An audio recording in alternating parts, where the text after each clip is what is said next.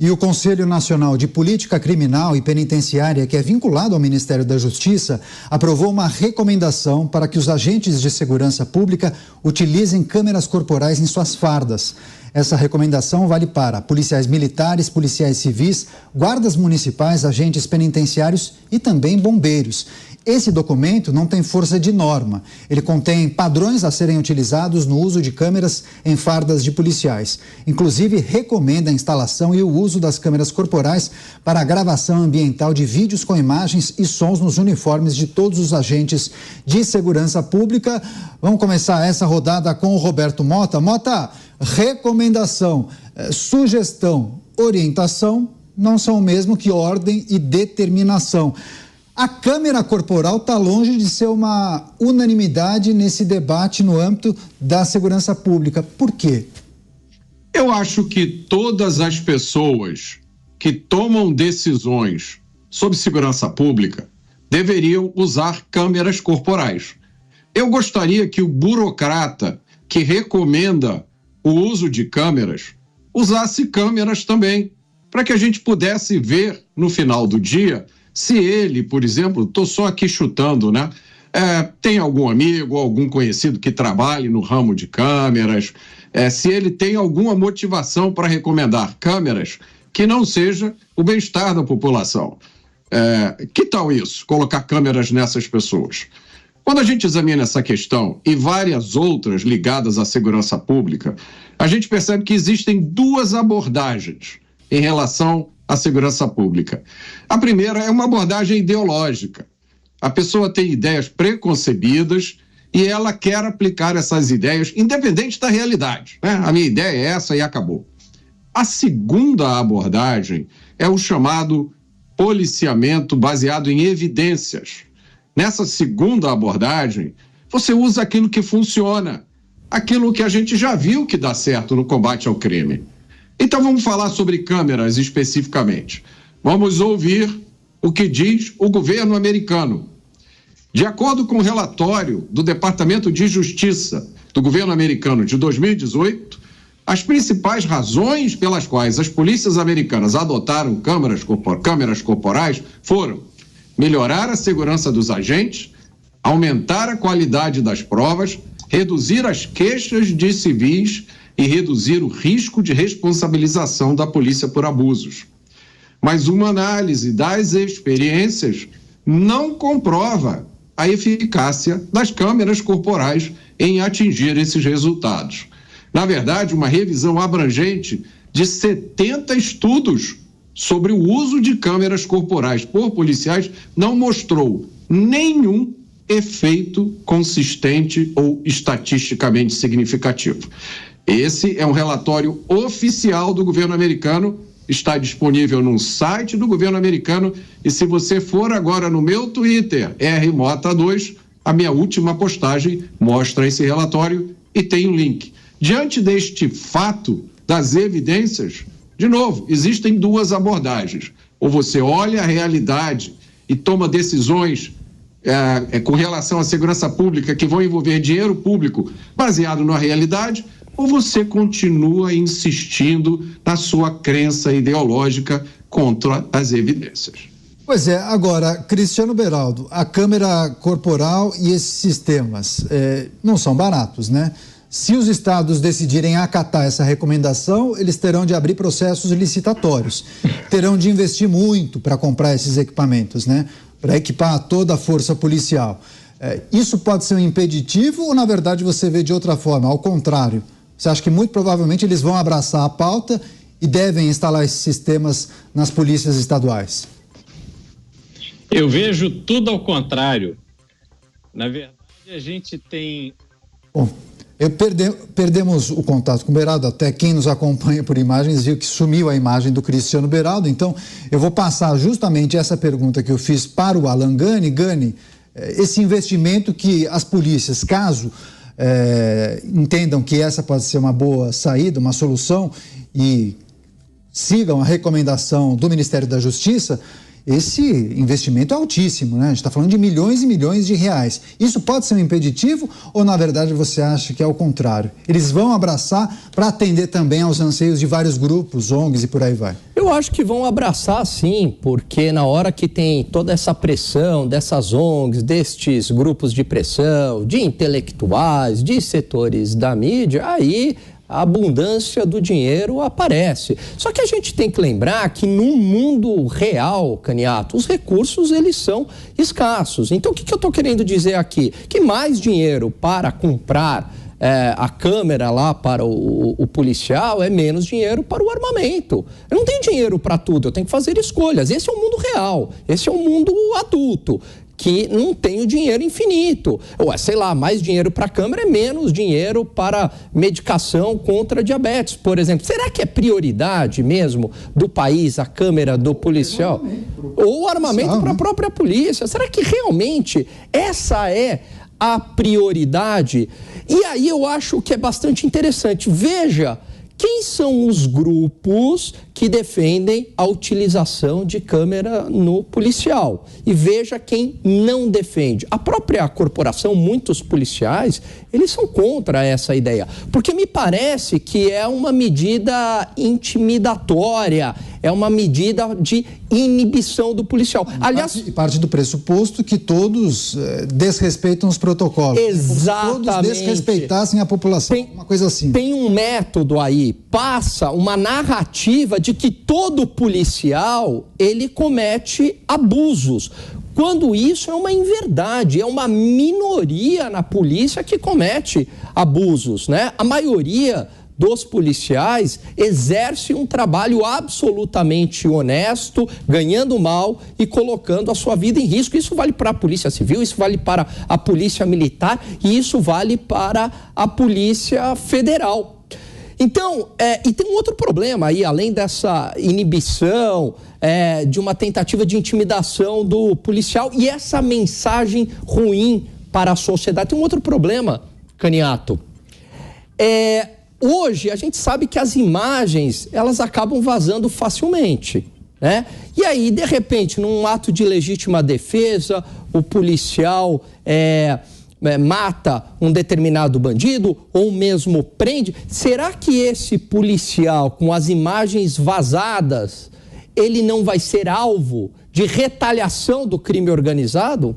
Então, este é o meu receio. Então, não me parece que isso seja uma grande prioridade, mas a demonização do policial faz parte, tem método de uma narrativa travada pela esquerda progressista. Pois é, vou chamar o Mota também para trazer sua reflexão sobre esse aspecto. Mota, não se corre o risco de observar a adesão de grande parte dos estados a essa recomendação justamente para abraçar essas pautas e defesas que são feitas por ONGs, grupos ligados aos direitos humanos e por aí vai?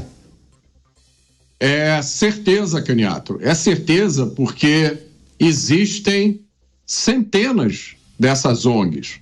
Nós falamos ontem aqui sobre o Sleep Giant, que recebeu 2,5 milhões de reais da Fundação Ford e da Open Society Foundation, do Jorge Soros.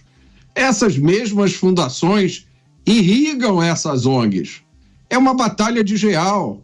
Aqui só tem o Roberto Mota falando de um lado, dizendo: câmera não serve para nada a não ser para enriquecer alguns fornecedores e para atrapalhar o trabalho da polícia. Do outro lado, tem centenas de ONGs recebendo milhões de dólares do estrangeiro para repetir todo dia. É preciso colocar câmeras nos policiais, porque vai proteger a população, é para defender os direitos humanos. É uma batalha desleal, é um Roberto Mota só, que não recebe nenhum tostão do exterior e jamais receberá para influenciar política no Brasil.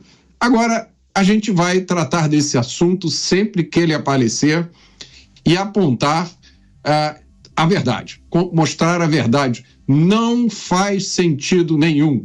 Se essa lógica de colocar câmeras nos policiais, porque a função deles é lidar com o público e eles podem causar um grande mal. Se isso tivesse qualquer lógica, nós íamos, por exemplo, colocar câmeras em todos os médicos que trabalham em hospitais públicos. Nós, há pouco menos de um ano, contamos aqui, discutimos, comentamos o caso absurdo, louco, que só acontece no Brasil, de um anestesista que abusava das suas pacientes na mesa de parto, na presença de outros médicos, com a maior disfarçatez do mundo. Fez isso várias vezes. Ele só foi capturado porque enfermeiras corajosas se dispuseram a usar o celular para filmá-lo durante o crime. Ora, então vamos colocar uma câmera no pescoço de cada médico que trabalha em hospital público para garantir que isso não vai se repetir. Vamos colocar uma câmera no pescoço de cada servidor público do Brasil para garantir que ele não vai aceitar suborno, para garantir que ele vai fazer o trabalho dele certo. É lógico que essa linha de argumentação não tem sentido nenhum, porque um princípio básico da prestação de serviços públicos é o princípio da confiança. Você contratou um servidor público, ele foi concursado, ele fez o treinamento dele, ele recebe a autoridade, ele tem fé pública, você confia no trabalho dele. É lógico. Você controla, você verifica. Para isso existem inúmeras entidades de fiscalização no Brasil, para isso existem as corregedorias. Você não controla os servidores públicos, especialmente os policiais, pendurando uma câmera no pescoço deles. Isso não é controle, isso é ultraje, isso é ofensa. Muito interessante a sua linha de raciocínio e a sua defesa, viu, Mota? Algumas pessoas concordaram e sugeriram, por que não a administração pública não sugere também, por exemplo, que cirurgiões da rede pública de ensino não utilizem as câmeras para depois verificarem se os protocolos e procedimentos foram respeitados à risca. É um bom exercício esse. Agora vamos retomar o contato com o Cristiano Beraldo. Beraldo, falávamos sobre a necessidade de adesão ou não por parte dos estados, o processo licitatório, o investimento altíssimo na compra desses sistemas e câmeras e o quanto isso pode ser um impeditivo ou não. Você disse que não, acredita e aposta que os estados vão gastar dezenas de milhões, talvez centenas de milhões de reais, é isso? Pois é, o incentivo a gastar dinheiro é muito grande, né? A tentação é muito grande. Agora, Caneta, eu preciso registrar aqui a perfeição da fala do Mota. Quando você acha que a câmera no corpo dos policiais é a solução para algum tipo de problema, claramente se está completamente míope para avaliar qualquer tipo de conduta no sentido do que o trabalho da polícia tem que entregar à sociedade. O que você pode argumentar que há algum tipo de precariedade na escolha dos policiais. Você pode dizer que os policiais não estão bem treinados ou que há policiais que estão usando do seu poder, da sua autoridade, do seu distintivo e da sua arma para praticar crimes. Vamos corrigir o problema. Ou é possível imaginar que a câmera é que vai fazer isso? Quer dizer, prestou-se concurso público, foi submetido a um processo de treinamento estabelecido pelo poder público, depois tem um período de estágio probatório, passou-se por todas essas etapas e mesmo assim se chega à conclusão que há um problema geral, porque a câmera não é para alguns, a câmera é para todo mundo. Há um problema geral nas polícias do Brasil, então vamos vigiar todo mundo. E aí entra a diferença fundamental. Quando você olha para o programa de câmeras nos Estados Unidos, você tem que considerar que a polícia é vista pela sociedade, pelo menos era de uma forma completamente, da esmagadora maioria dos norte-americanos, até o evento do George Floyd, que mudou por completo essa dinâmica e deu espaço àquele ato terrível. Aquilo foi uma tragédia. A pessoa que pisou no pescoço do George Floyd não é digno de ser policial. Isso é um fato dado. Agora, se usou este evento para transformar a imagem da polícia nos Estados Unidos. E aí houve o grande advento do movimento Black Lives Matter, que não trata mais de Black Lives que importam. Se mete em absolutamente todas as discussões e as bandeiras progressistas. Se tornou meramente mais uma dessas ONGs que recebem milhões e milhões para fazer um trabalho contra a polícia, contra a lei e a ordem, contra a instituição da família, contra a proteção das crianças. Há um método por trás disso. A câmera nos policiais é só um elemento. E aí a gente precisa se perguntar, vamos lá, vamos gastar centenas de milhões de reais, bilhões de reais, comprando câmeras. Alguém está discutindo o que serão feitas das imagens? Alguém está discutindo como imagens captadas em operações serão utilizadas para aprimoramento e treinamento da polícia? O sigilo que essas imagens terão, não. Porque o que querem é imagem para espetáculo. O que querem é imagem para postar na internet e ter like. Para poder usar isso contra todo um sistema de segurança, critiquem o quanto quiserem, é o sistema de segurança de uma esmagadora maioria de policiais que saem às ruas dando a sua vida para fazer um trabalho honesto e decente. Essa é a realidade. Mas isso incomoda. Isso não é o foco. O foco é sempre os policiais que estão simbolizados, seja naquele que pisou no pescoço do George Floyd, seja naquele que foi preso porque matou alguém numa briga de trânsito, seja aquele que se viu envolvido num esquema de corrupção, de tráfico, disso, daquilo. Essa é a minoria. Uma minoria que tem que ser combatida. E, digo mais, alguém com distintivo de policial pego cometendo crime tinha que ter pena dobrada, para que não houvesse a menor dúvida do rigor que se espera quando alguém que deveria proteger a sociedade usa da força que tem para poder se beneficiar.